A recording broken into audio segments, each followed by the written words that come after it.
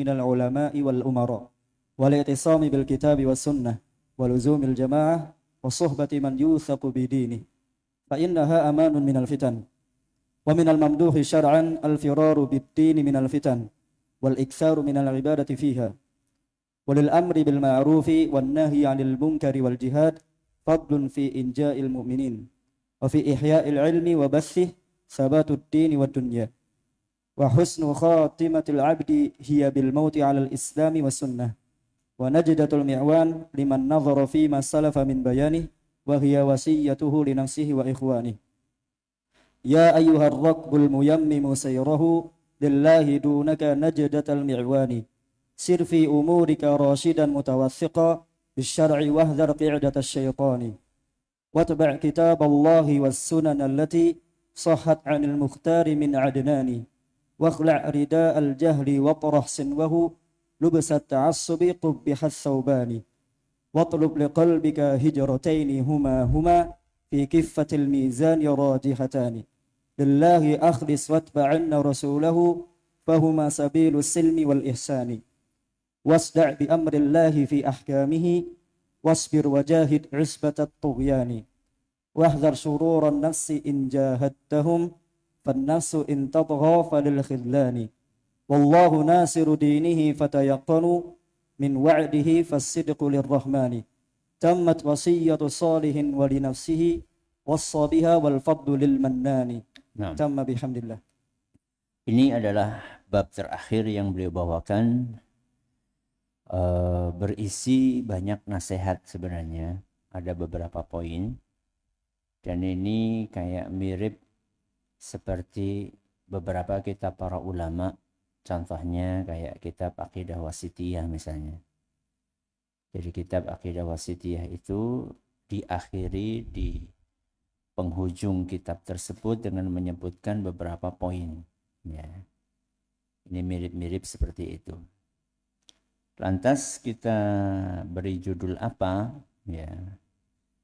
Wallahu a'lam. Ketika kita baca matanya, kemudian kita baca syarahnya, maka bisa kita beri judul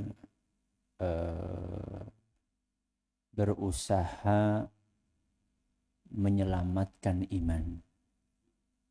Apa? Berusaha menyelamatkan iman. Iman yang kita miliki ini harus kita jaga supaya tidak hilang. Harus kita rawat supaya tidak rusak. Bagaimana cara merawatnya? Itulah yang dibahas pada 5 pesan yang beliau sampaikan di akhir bab ini. Mari kita lihat syarahnya. Nah, qala asy-syarih wafaqahullah khatama al-musannif wafaqahullah bi faslin jami'in yad'u fihi ila mas'an akhara min khairil masa'i wa huwa bayanu ma takunu bihi najatul 'abd.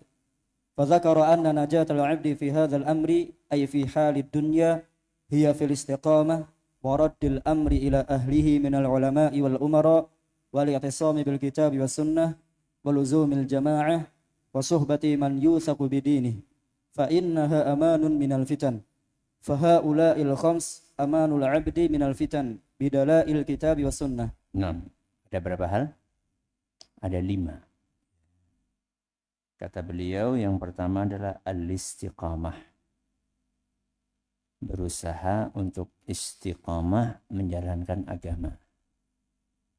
Yang kedua, waraddil amri ila ahlihi minal ulama'i wal umara.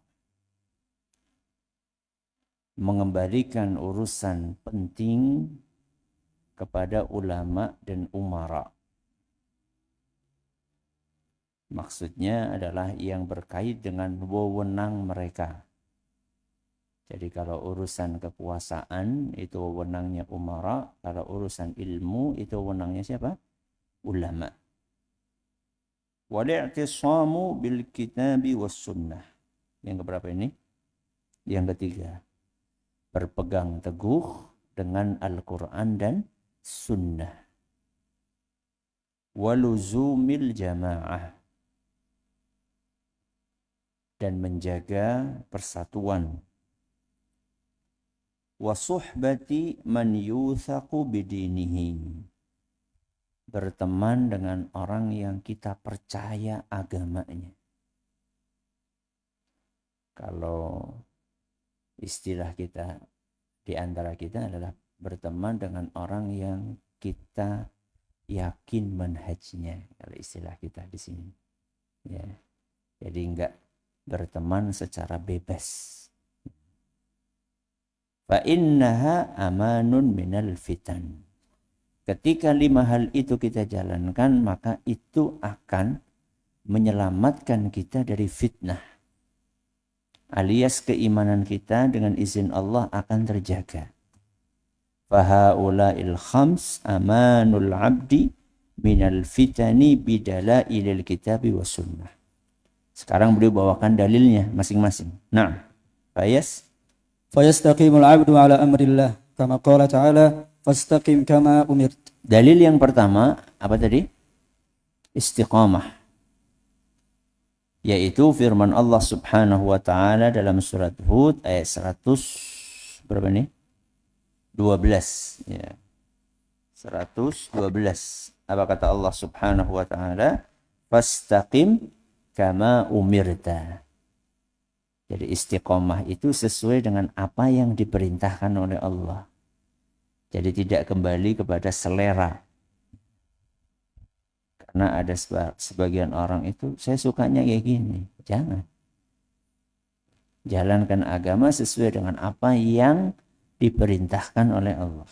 Naam, wa yaruddul amru ila ahli wa yaruddul amra ila ahli kama qala ta'ala walau radduhu ila rasuli wa ila ulil amri minhum la'alimahu alladhina yastanbitunahu minhum. Nah, yang kedua dalilnya surat An-Nisa ayat 83. Di mana Allah Subhanahu wa taala memerintahkan kita untuk mengembalikan urusan-urusan yang penting ya kepada Rasul dan kepada ulil amri.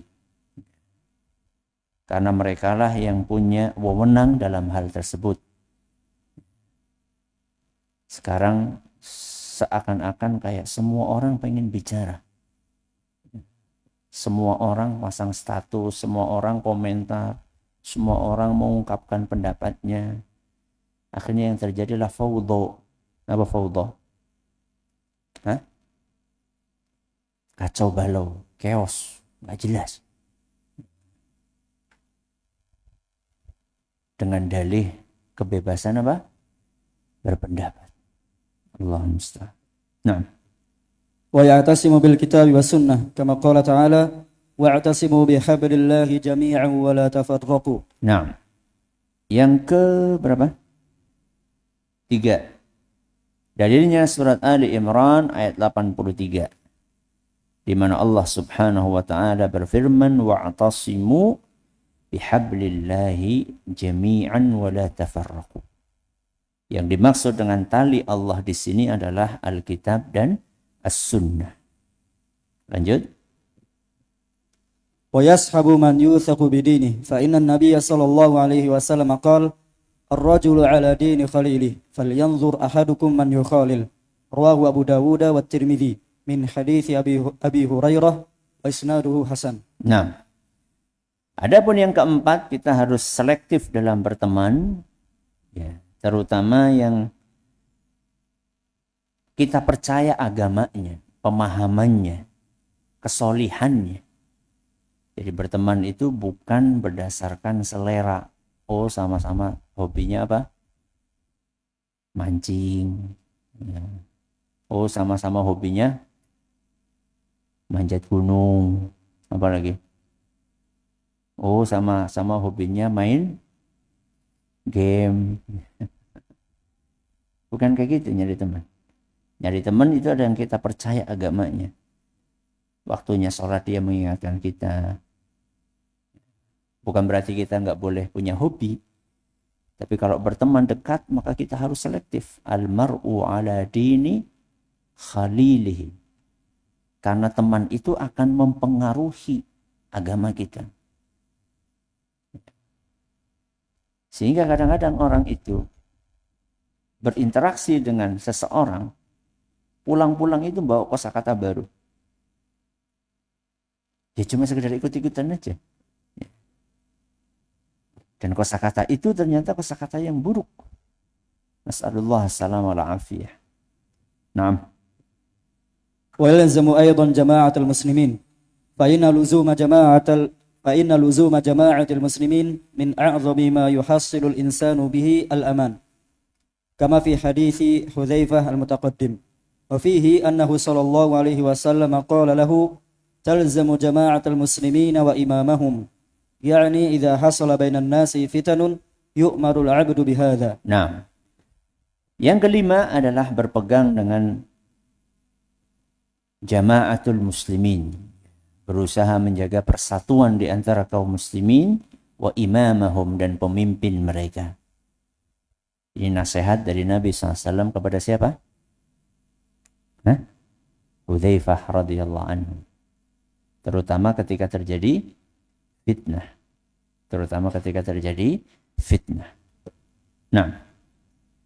ثم ذكر أن من الممدوح شرعا الفرار بالدين من الفتن والإكثار من العبادة فالفتن إذا تكاثرت فالعبد مأمور بأن يفر منها وفي حديث أبي سعيد الخدري أن النبي صلى الله عليه وسلم قال يوشك أن يكون خير مال المسلم غنم يتبع بها شعف الجبال ومواقع القطر يفر بدينه من الفتن وبوب عليه البخاري باب من الدين الفرار من الفتن. Nah, selanjutnya kata beliau, kita harus berusaha menghindari fitnah, menghindari huru-hara, menghindari masuk hal-hal yang bisa merusak agama kita. Contoh yang paling mudah pada hari ini adalah ngomongin penguasa. Ngomongin apa? Penguasa. Menggunjing pemerintah. Yang disuruh dalam agama kita itu menasehati pemerintah. Bukan menjadikan pemerintah sebagai bahan apa? Gunjingan di medsos. Hari ini banyak orang yang kerjaannya setiap buka HP baca berita yang seperti itu. Seharusnya kalau memang serius ingin menyampaikan nasihat, sampaikan nasihat kepada yang bersangkutan. Bukan ikut-ikutan baca, nge-share, akhirnya kita terpengaruh. Lihat bagaimana Nabi SAW memberikan arahan. Ya, bahwa orang yang baik itu adalah ketika terjadi fitnah, dia akan menghindar. Bahkan di sini dikatakan, yatba'u biha sya'afal jibali wa mawaqi'al qatri. Dia pokoknya berusaha untuk mengasingkan diri ke gunung-gunung bersama dengan hewannya. Ya. Ketika dia butuh minum, maka dia perah dari hewan tersebut. Berusaha menghindar dari fitnah. Yafirru bidinihi minal fitan. Itu tujuannya. Kenapa dia mengasingkan diri? Karena menghindari fitnah. Itulah arahan dari Nabi SAW. Banyak orang hari ini bukan menghindar, malah nyebur. Nas'alullah as-salamah wal-afiyah. Semoga Allah lindungi kita semua dari fitnah. Nah. فمن إيمان العبد ألا يورد قلبه على الفتن ولا تغره نفسه وإنما يحبس نفسه عن الفتن ولا يدخل في شيء منها وكذلك يستكثر من العبادة لأن العبادة هي الحبل الذي يصل العبد بربه. Nah, dan jangan merasa, wah, anak kuat, anak udah ngaji, anak udah mondok, anak ustadz. Jangan merasa seperti itu. Ada sebagian orang itu seperti itu. Anak kuat kok, anak udah khatam kok, baca kitab ini, kitab itu, nggak akan terpengaruh. Apa kata beliau? Wala taghurrahu nafsu. Jadi jangan kita itu merasa gurur. Ya. Terlalu pede. Sok merasa aman. Jangan. Dan yang lebih penting dari itu, kata beliau, adalah memperbanyak ibadah. Ini yang sering kita abaikan. Jadi di zaman fitnah, bukannya sibuk ibadah, tapi malah sibuk membaca berita. Dalam satu hari, dia bisa mengupdate berita sekian banyak. Tapi mengupdate hafalan Qur'annya sedikit. Padahal itu menyalahi arahan dari Nabi kita Muhammad SAW.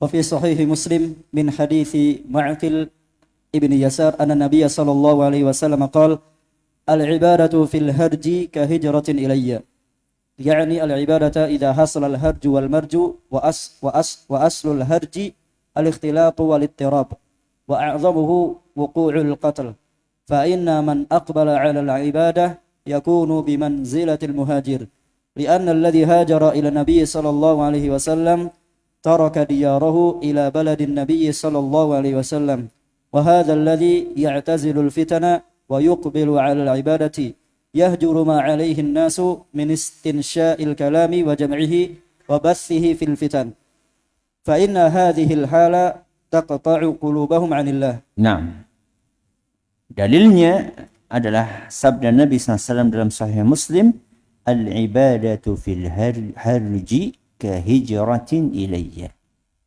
Ibadah ketika zaman fitnah pahalanya seperti berhijrah kepada Nabi kita Muhammad sallallahu alaihi wasallam. Luar biasa pahalanya. Kenapa kok sedemikian besar pahalanya? Karena yang fokus ibadah di masa fitnah itu sedikit. Yang fokus ibadah di masa fitnah itu sedikit. Rata-rata sibuk dengan fitnah. Dan itu kalau kita perhatikan dalam nas-nas tentang ibadah, itu sering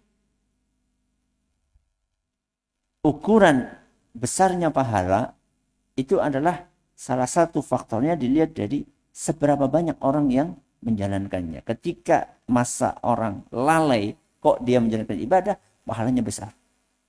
Contohnya ini. Contoh yang lain. Salat paling afdal setelah salat fardu apa? Salat tahajud. Salat malam. Kenapa? Sedikit. Yang menjalankannya sedikit. Rata-rata orang lelap dalam tidur. Oke. Contoh yang lain. Salat duha yang paling afdal kapan?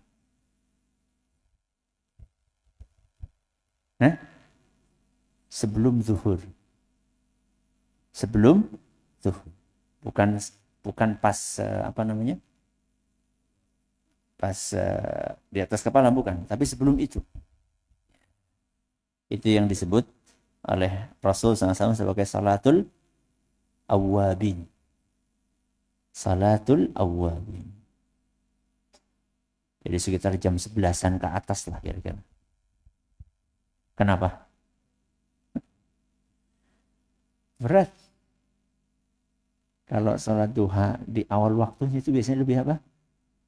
Lebih ringan. Tapi jam segitu rata-rata orang lagi pada kerja, fokus kerja, atau lagi leyeh-leyeh. Ya. Kok sholat itu Masya Allah. Nah, mirip dengan itu adalah ibadah di masa fitnah. Karena apa? Karena kebanyakan orang gak beribadah. Kebanyakan orang lalai. Kok ada orang ingat kepada Allah Subhanahu wa ta'ala. Ini pahalanya seperti orang itu hijrah menemui Nabi kita Muhammad SAW. Nah. Qala Abdullah bin Aun, zikrun nasi da' wa zikrullahi dawa. Wa qala Makhul, zikrullahi shifa wa zikrun nasi da'. Nah, subhanallah. Zikrun nasi da' wa zikrullahi dawa. Jadi membahas tentang orang itu adalah penyakit. Sedangkan mengingat Allah itu adalah obatnya. Jadi dalam hari kita itu lebih sering untuk bahas orang, apalagi berita tentang transfer pemain bola. Ya. Berita siapa yang menang antara negara anu sama negara. Berita tentang rumah tangga artis. Kawin cerai rebutan gono gini. Itu update terus itu. Ya. Tapi hafalan Al-Qur'annya nggak diupdate, hafalan hadisnya nggak diupdate, hafalan matanya nggak diupdate. Makanya banyak penyakit. Penyakit hati, penyakit sombong, penyakit hasad, penyakit iri, penyakit riya. Karena nggak mengingat Allah. Coba kalau mengingat Allah. Baca Al-Quran, tasbih, takbir, tahmid, menghadiri majelis ilmu. Maka itu adalah penawar dari penyakit-penyakit yang berseliweran di sekeliling kita. Nah. Wa min jumlati dzikrin nas ma yaqa'u fil fitani min jam'iha wa dzikri ma qala fulanun wa ma qala fulan wa ma butha fil makanil fulani sawa'an fil fitanil khassah aw al fitanil 'ammah fal 'arifuna bi dinillah la yuluna al fitana syai'a wa in qama an-nasu wa qa'adu fahum yuqbiluna 'ala ma yalzamuhum min ibadatillahi subhanahu wa ta'ala wa idza wajadu na'iban min nuwabi iblis yaqumu maqamahu fi tablighihim al-fitana mana'uhu wa kabahuhu.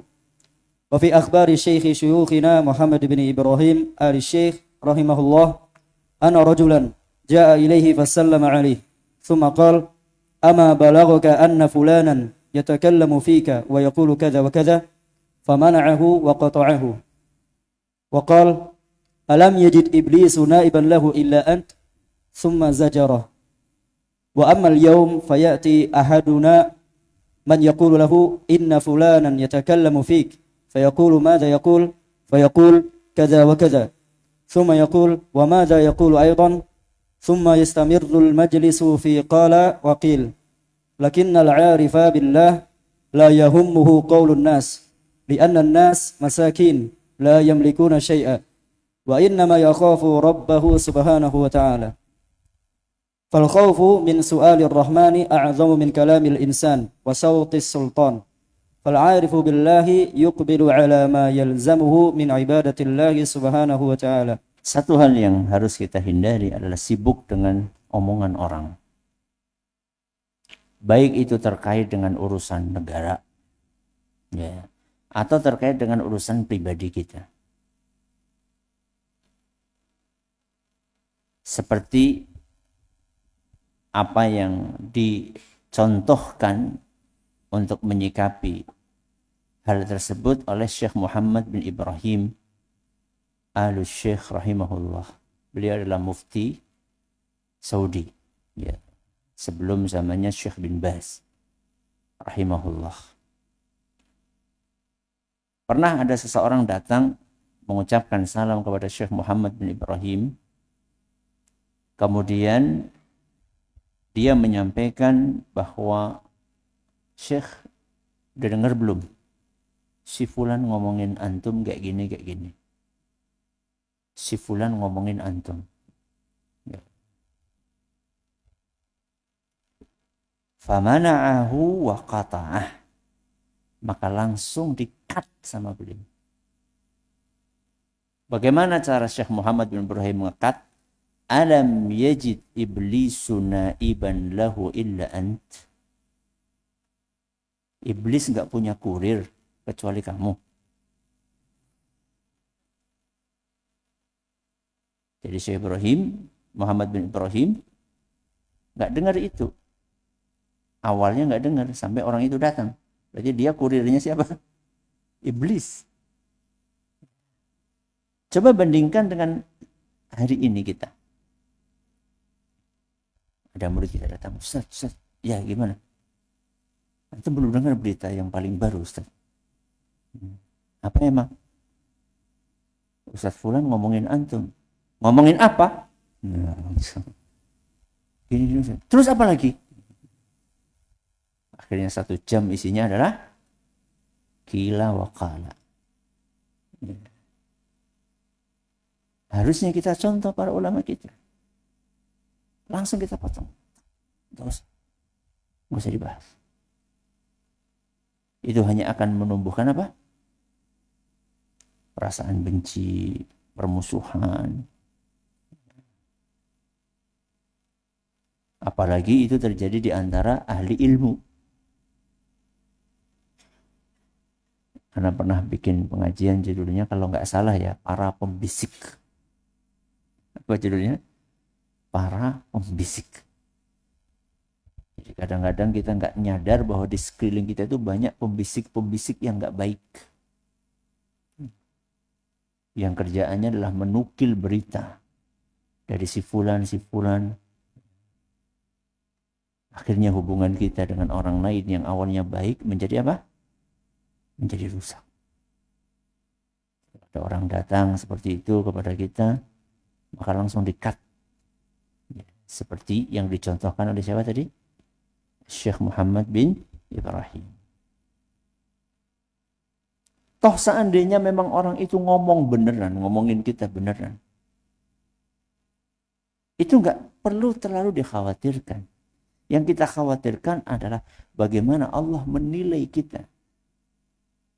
Bukan bagaimana orang lain menilai kita. Penilaian orang lain itu, apalagi ketika itu nggak benar, itu nggak ada harganya.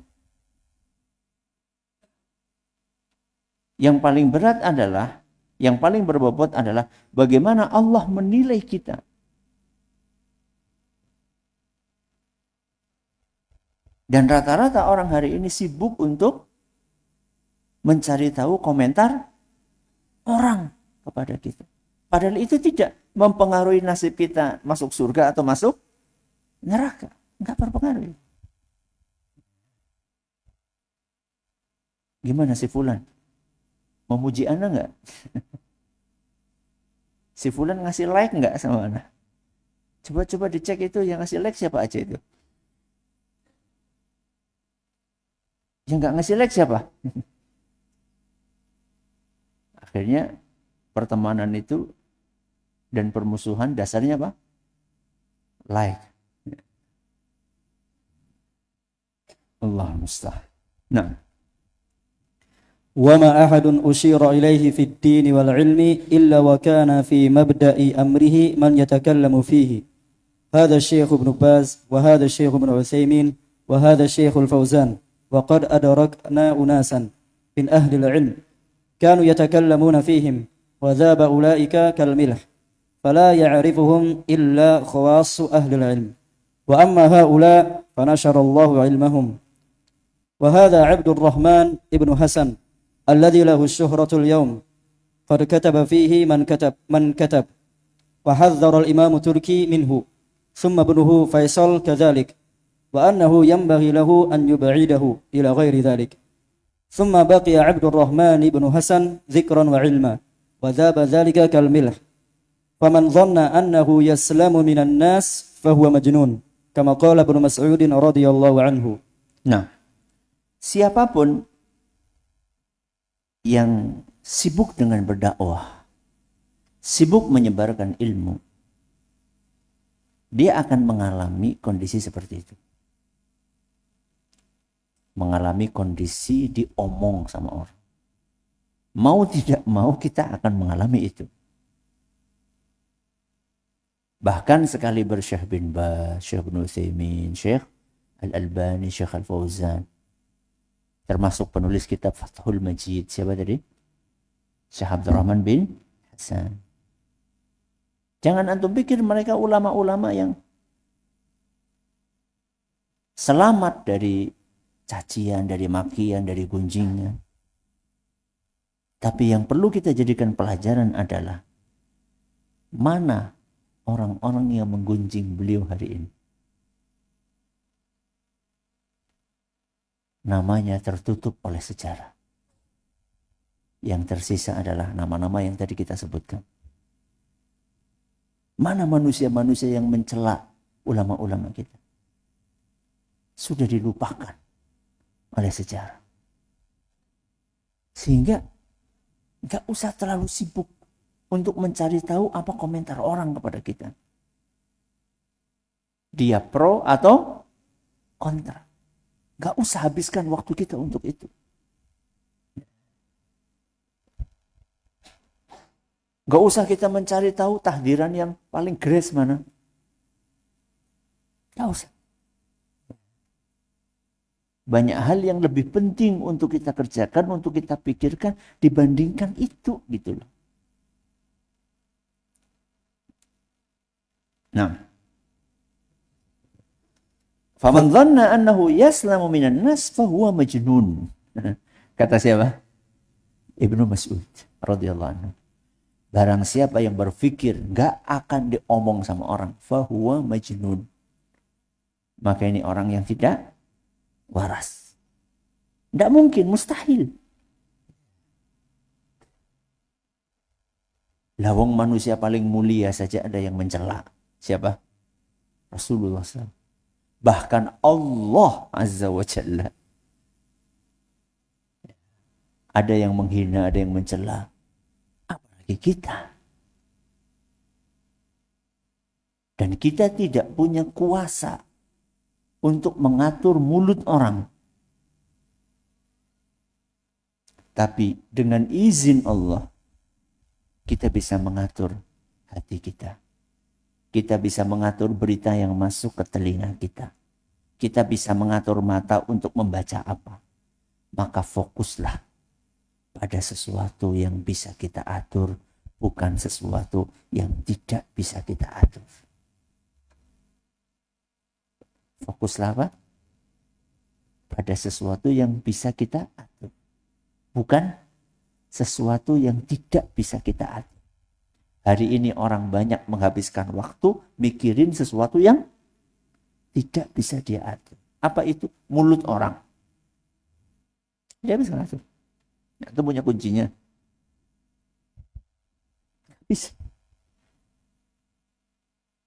Tapi dengan izin Allah kita bisa mengatur suasana hati kita sendiri. Kita bisa memilih untuk tidak memikirkan omongan orang. Kita bisa memilih untuk menutup telinga kita. Kita bisa memilih untuk menutup mata kita, nggak baca status-status orang. Kita bisa mampu. Udah fokus di situ aja. Nah. فالعاقل يعرف أن الذي يجب عليه هو الإقبال على ربه لا أن يقطع بالخلق. قال ابن القيم رحمه الله إن العبد إذا التفت إلى قطاع الطريق قطعوه فإذا التفت إلى قطاع الطرق قطعوك. وأنت ماذا تريد من الناس؟ عليك أن تريد ما عند الله فأقبل عليه سبحانه وتعالى. فالأمر أمر الله والدين دين الله والحكم حكم الله والملك لله وإن كان للناس في الدنيا شيء ففي الآخرة ليس لهم شيء. الحكم يومئذ لله هو الذي يرفع وهو الذي يخفض وهو الذي يعطي وهو الذي يمنع سبحانه وتعالى. فيجب على العبد أن يقبل على ربه سبحانه وتعالى ولا يشغل بأحد من الخلق. ومن جملته ما ذكره هنا من الإكثار من العبادة في زمن الفتن. Nah, fokuslah untuk mencari ridha Allah. Karena kendali kehidupan kita ada di tangan Allah. Bukan di tangan manusia. Jadi orang akan dimuliakan oleh Allah, akan dijatuhkan sama Allah. Yang mengangkat derajat seseorang Allah, yang menjatuhkan derajat seseorang Allah. Yang memasukkan orang ke surga Allah, yang memasukkan orang ke neraka Allah. Yang akan memuliakan orang Allah, yang akan menghinakan orang Allah. Bukan manusia. Maka fokuslah kita untuk beribadah kepada Allah Subhanahu wa ta'ala. Begitu seseorang dicintai sama Allah, dicintai oleh Jibril, dicintai oleh malaikat, terakhir apa? Tsumma yudha'u lahul qabulu fil ardh. Jadi orang kalau pengen mendapatkan kedudukan di hati manusia, maka kejarlah cinta Allah. Ketika seseorang mendapatkan cinta Allah, maka Allah akan bikin orang ini disegani, dihormati, dihargai oleh manusia. Kenapa? Karena hati manusia itu ada di tangan Allah Subhanahu wa Ta'ala. Bahkan kadang-kadang musuh sekalipun. Kita baca beberapa sejarah dalam pahlawan-pahlawan Indonesia, ya. Itu banyak di antara mereka pernah bersilang pendapat dengan tokoh-tokoh lain yang berbeda pemahaman. Yang satu ke kiri, yang satu ke kanan. Ya, para ulama, para agamis, yang satunya politisi agak ke kiri. Ya. Lebih cenderung ke sosialis atau lebih cenderung ke komunis bahkan. Ternyata tokoh-tokoh itu menjelang wafatnya minta dibimbing, minta disolati sama tokoh-tokoh agama yang pernah dia fitnah dulunya, yang pernah dia penjarakan. Bayangkan, percaya sama orang yang seperti itu malah. Yang dulunya adalah berseberangan bagaikan air dengan apa? Minyak. Begitu mau mati, tolong ya wasiatnya. Tolong, mohon Ustadz Fulan atau Kiai Fulan berkenan untuk datang kemari membimbing saya. Dan tolong nanti kalau saya wafat disolati sama beliau. Yang menguasai hati seseorang itulah Allah Azza wa Jalla, bukan manusia. Nah, ثم ذكر المصنف أن للأمر بالمعروف والنهي عن المنكر والجهاد فضل في إنجاء المؤمنين، فحال السوء التي تعرض للمسلمين في بلدانهم وأزمانهم مما يدفعها عنهم قيامهم بالأمر بالمعروف والنهي عن المنكر والجهاد في سبيل الله. ففي صحيح البخاري من حديث النعمان رضي الله عنه أن النبي صلى الله عليه وسلم قال: مثل القائم على حدود الله والواقع فيها.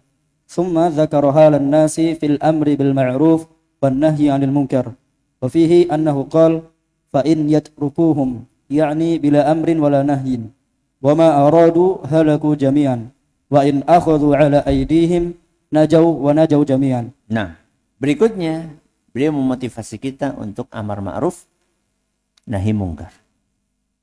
Untuk amar ma'ruf nahi mungkar.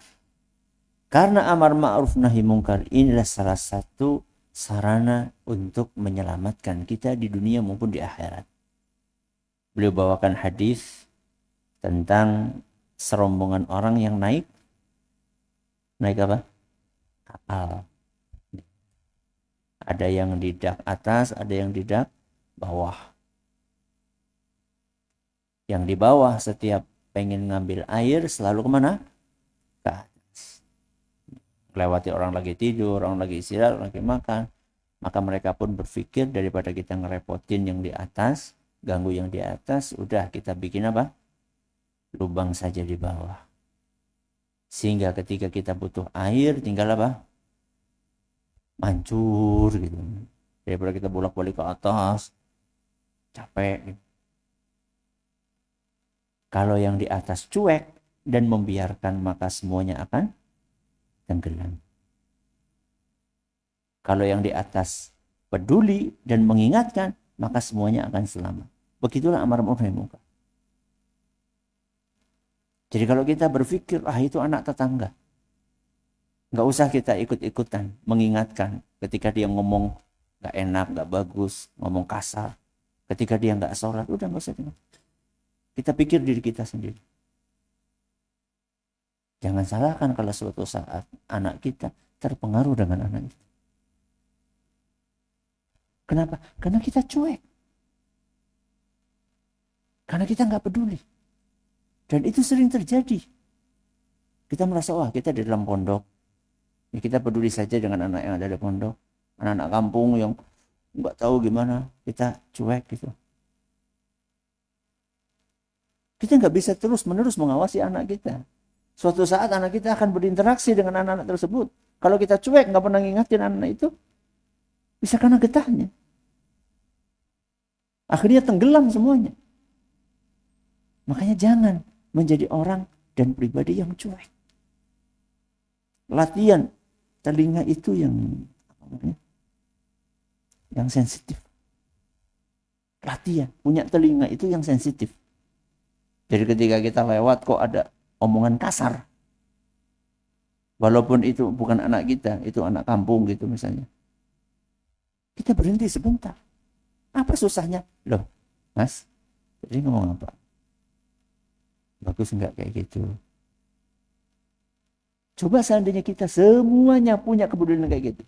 Mungkin dalam satu hari, orang itu sudah anak itu sudah diomongin oleh 10 ustadz, santri, karyawan. Tapi rata-rata pada cuek. Menjelang waktu sholat, pada mainan di belakang. Ada santri lewat, diam. Ustadz lewat, diam. Karyawan lewat, diam. Nggak ada satupun yang mengingatkan. Sehingga menjadi kebiasaan waktunya sholat tetap main. Di mana kepedulian kita? Itu termasuk amar ma'ruf, nahi munkar. Ramai di dalam masjid. Ya anaknya siapa gie? Oh anaknya siapa?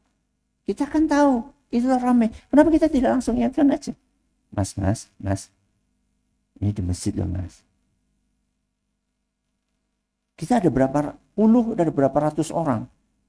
Kalau seandainya setiap hari ada yang ingatkan, insya Allah lama-lama dia akan tak berangkat ke masjid. Yang penting mengingatkannya yang baik. Gitu. Nah. وفي صحيح مسلم من حديث عقبة ابن عامر رضي الله عنه أن النبي صلى الله عليه وسلم قال لا تزال عصابة من أمتي يقاتلون على أمر الله طاهرين لعدوهم لا يضرهم من خالفهم حتى تأتيهم الساعة وهم على ذلك فالجهاد شعيرة من شعائر الله وهو دين من دين الله سبحانه وتعالى وبه عز المسلمين فهو باق بعز عزيز أم بذل ذليل فلا يظن أحد أن هذه الشعائر الدينية تزول وتخفى وتذهب فإن دين الله لا يخفى لكن الشأن في صدق العبد في إرادتها فمن الناس من يسمي قتاله جهادا وهو يقاتل لأجل الدنيا أو لأجل الرئاسة أو لأجل المال أو غير ذلك من مقاصد النفوس وإن ألبسها لباس الإسلام فلا عبرة بالشعارات بل العبرة بالحقائق بأن يكون الجهاد لله ولذلك قال الأحنف بن قيس لما وقع ما وقع يعني من الأمر الذي صار في الصدر الأول من الخلافة خرجت أنا أريد هذا الرجل فلقيني أبو بكر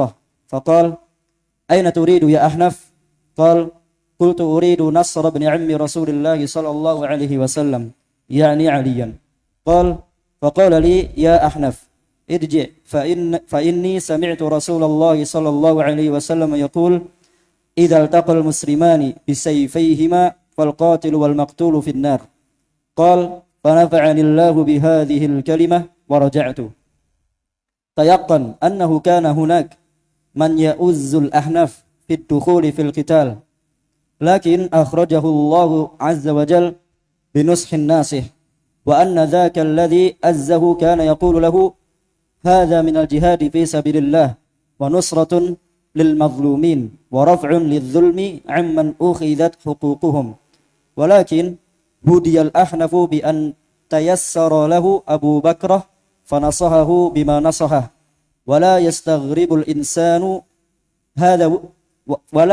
الإنسان هذا وجد في الزمن الفاضل فكيف في الزمن الخامل. Nah, jadi setelah beliau membahas amar ma'ruf, beliau membahas jihad. Salah satu yang akan bisa menyelamatkan kita dengan izin Allah Azza wa Jalla adalah jihad. Saking utamanya jihad sampai Nabi kita Muhammad SAW menjuluki jihad itu sebagai dharwatu sanamil iman, puncak keimanan yang tertinggi. Namun harus dibedakan antara jihad dengan fitnah. Jihad dengan apa? Fitnah.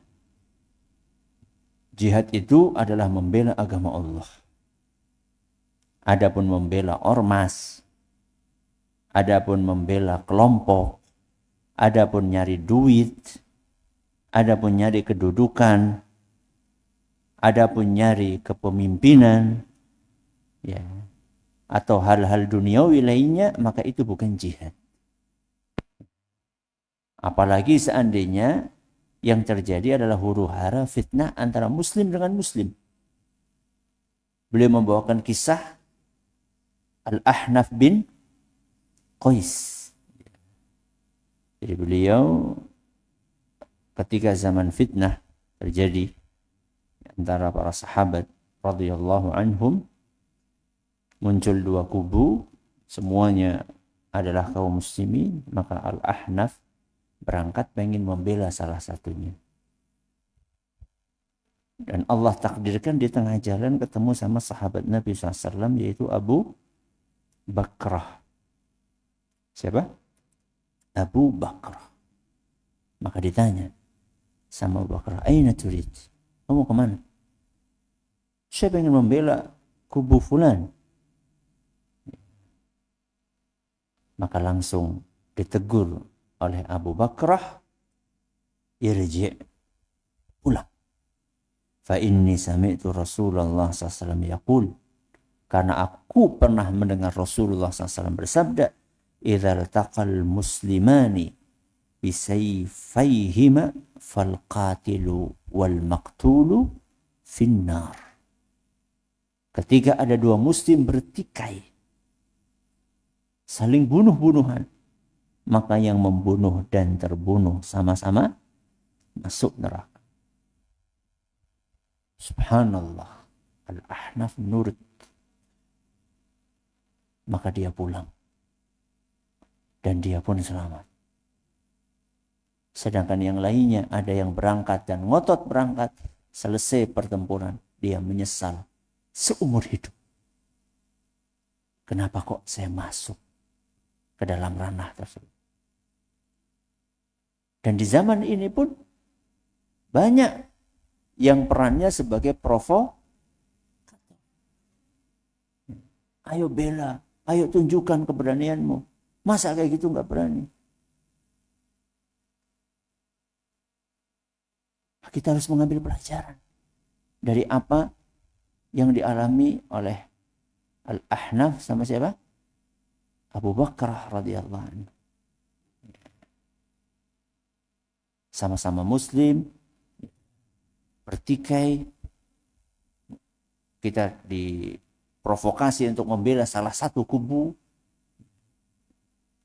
maka hindari itu. Kecuali kalau kita masuk untuk mendamaikan. Kalau kita merasa nggak punya kemampuan, ya udah, selamatkan apa? Diri. Nah.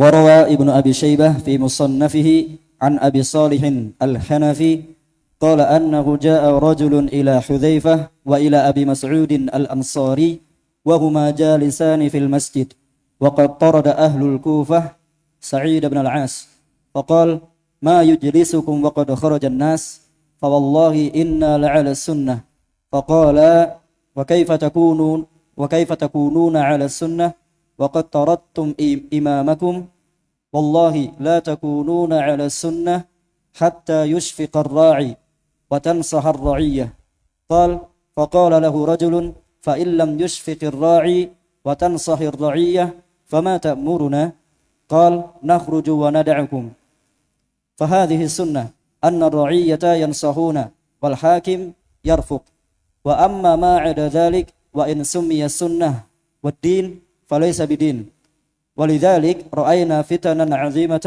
يأتي فيها أناس إلى المشايخ وتسمع كلاما شديدا فتجد المشايخ لا يولونهم شيئا ولا يتكلمون لأن ما يقع من الناس من حرارة في قلوبهم وضيق في صدورهم li'amrin la yahtamilul muraja'ata wal muraddah lakin yabqa 'alal haqqi alladhi ya'taqiduh. Nah, ini kisah berikutnya dari sahabat Nabi SAW, yaitu Hudzaifah dan siapa? Abu Mas'ud Al-Ansari radhiyallahu anhuma. Begitu pula dua orang ini, dua orang sahabat. Ada yang datang kemudian memprovokasi untuk berangkat, ya, untuk ikut-ikutan dalam fitnah. Maka justru dua sahabat itu menasihati orang tersebut agar mereka menyayangi rakyat dan menasihati penguasa. Jadi bukan memberontak. Yang benar adalah apa? Menasihati. Wallahi la takununa ala sunnah hatta yushfiqar ra'i wa tansahar ra'i. Jadi kalau memang betul-betul kita ingin mengikuti sunnah, maka sayanglah kepada para rakyat dan nasihatilah penguasa dengan adab yang sudah diajarkan. Dan asal antum tahu saja, para ulama kita, ulama besar kita, itu mengalami intimidasi. Dicaci maki sama orang awam. Dia bercerita di sini. Penulis bercerita di sini. Tapi para masyayikh mereka, ketika menghadapi orang yang lagi panas-panasnya, mereka memilih untuk apa? Untuk diam. Karena lagi emosi, diajak diskusi malah nanti ngamuk. Kalau orang lagi emosi biasanya dia susah untuk apa? Untuk berpikir. Itu yang terjadi nantinya adalah muhatarat. Muhatarat itu apa? Caci maki. Ribut di medsos. Kemudian ayo kita melakukan mubahalah. Sallallahu alaihi wasallam. Debat. Usir. Ketika kita menghadapi orang seperti itu, maka ambillah sikap seperti para ulama kita. Jangan dibahas. Diam. Kita jalani apa yang kita yakin. Kecuali kalau ada orang datang bertanya dan dia nggak tahu, kita jawab. Tapi orang ngotot, orang lagi emosi, abaikan. Wa idza khatabahumul jahiluna qalu salam. Jadi kalau kita ketemu sama orang-orang yang ngototan, yang emosian, qalu salam. Assalamualaikum. Terus tinggalin. Nah. وهذا الحق الذي عرفته من دين الله فليس متعلقا بزمان ولا مكان. أينما كنت دينك دينك وأمرك أمرك في أي زمان وفي أي مكان. فدين الله واحد لا يوجد في دين الله سبحانه وتعالى دينان بل هو دين واحد. لكن الشأن أن تعرف دين الله سبحانه وتعالى. ولذلك سرنا اليوم بين من يغمس الجهاد حقه ويريد نزعه من ديوان الإسلام وبين منفلت يقدم على شيء يسميه جهادا والجهاد منه براء. Beliau mengingatkan bahwa hari ini itu ada dua kubu. Yang satu pengen menghapuskan syariat jihad dari Islam, ingin merekonstruksi ayat-ayat jihad. Dia ingin menghapus kata jihad dari kurikulum. Ini kubu yang pertama. Kubu yang kedua, orang yang merasa dia telah berjihad, padahal sebenarnya dia masuk dalam fitnah. Yang benar yang mana?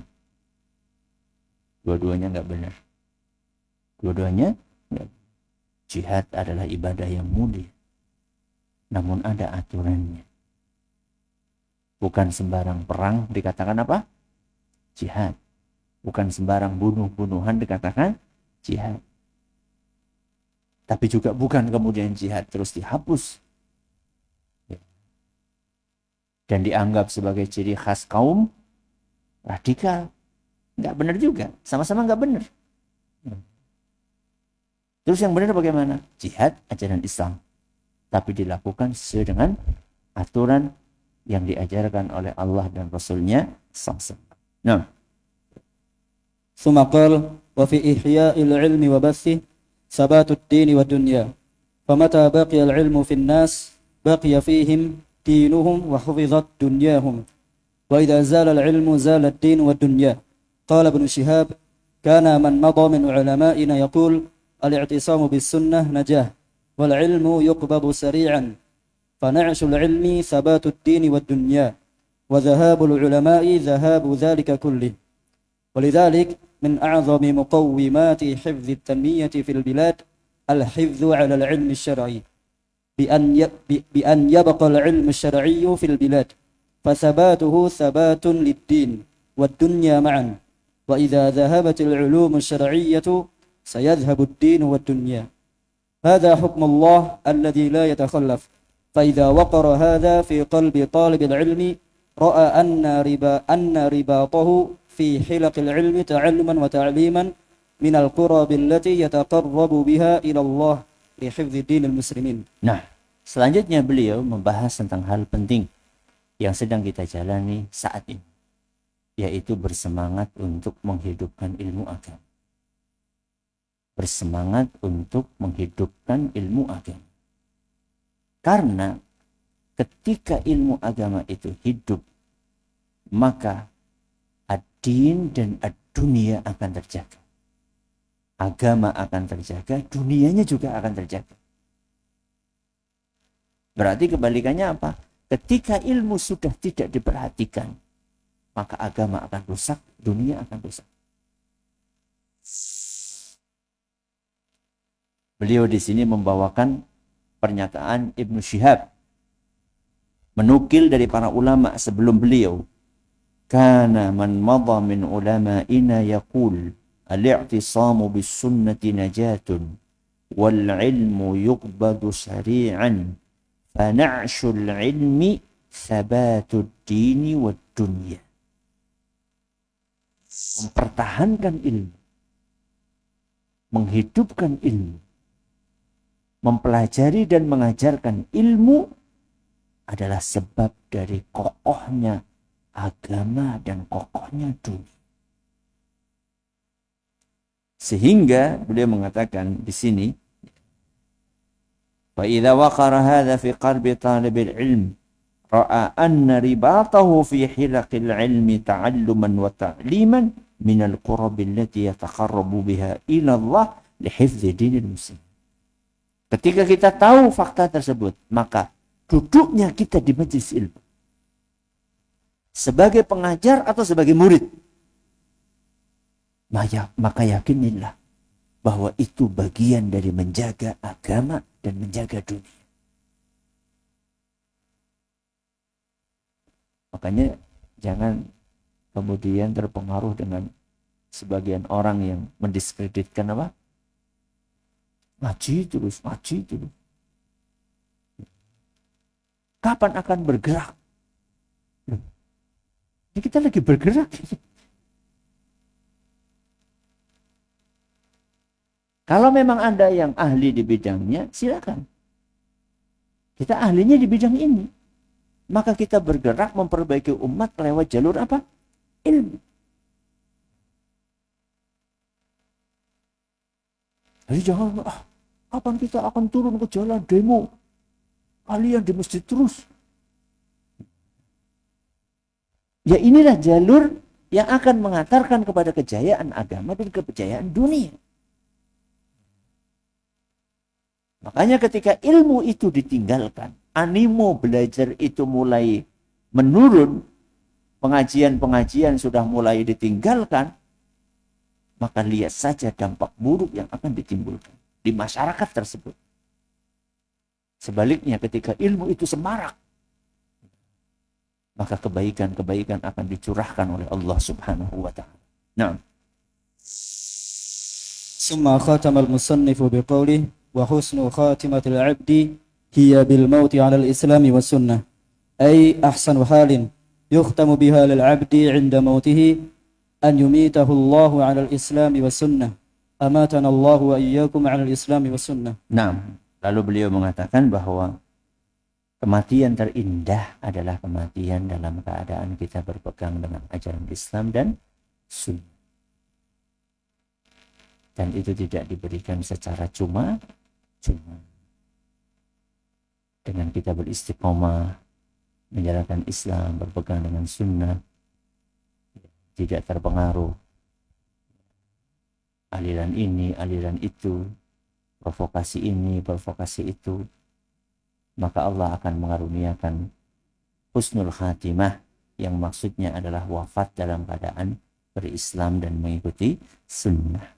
Nah, ثم ختم المصنف بأبيات ينصح فيها يقول يا أيها الرب الميمم سيره لله دونك نجدة المعوان سر في أمورك راشدا متوثقا بالشرع واحذر قعدة الشيطان واتبع كتاب الله والسنن التي صحت عن المختار من عدنان واخلع رداء الجهل واطرح سنوه لبس التعصب قبح الثوبان واطلب لقلبك هجرتين هما في كفة الميزان رادهتان لله أخلص واتبعن رسوله فهما سبيل السلم والإحسان واسدع بأمر الله في أحكامه واصبر وجاهد عصبة الطغيان واحذر شرور النفس إن جاهدتهم فالنفس إن تطغى فللخذلان والله ناصر دينه فتيقنوا من وعده فالصدق للرحمن تمت وصية صالح ولنفسه وصى بها والفضل للمنان أسأل الله سبحانه وتعالى أن يوفقنا جميعا لمحابه ومراضيه والحمد لله رب العالمين وصلى الله وسلم على عبده ورسوله محمد وآله وصحبه أجمعين. Lalu beliau menutup dengan bait-bait yang intinya adalah motivasi bagi kita untuk berpegang dengan kitab dan sunnah, mewaspadai godaan syaitan, menghindari kebodohan dan fanatisme, dan bersemangat untuk beramal. Ini adalah bait-bait yang beliau sampaikan di akhir kitab ini. Semoga ilmu yang kita pelajari bermanfaat bagi kita semuanya. Terima kasih atas perhatiannya dan mohon maaf segala kekurangannya. Banyak hal-hal yang mungkin kurang berkenan buat antum semuanya, dan ana berharap antum mengikuti daurah sampai akhir. Tinggal 1 hari lagi insyaallah. Ya, baru dapat 2 hari. Ya, tinggal 1 hari. Semoga Allah berkahi. Sallallahu alaihi Muhammadin wa ala alihi wasallam. Assalamualaikum warahmatullahi wabarakatuh. Anda seorang pelajar atau mahasiswa atau santri, atau seorang kepala rumah tangga atau ibu rumah tangga yang sering mengalami gangguan lambung akibat habis makan pedas atau habis minum kopi atau telat makan. Sudah mencoba obat A, obat B, tapi belum sembuh juga. Saatnya Anda berpindah ke produk ini, Walmah. Sudah banyak yang mencoba produk ini dan dengan izin Allah Azza wa Jalla dia sembuh dari gangguan lambung. Selamat mencoba, semoga Allah mengaruniakan kesembuhan kepada Anda dan kita semuanya. Sakit mah, Walmahin aja.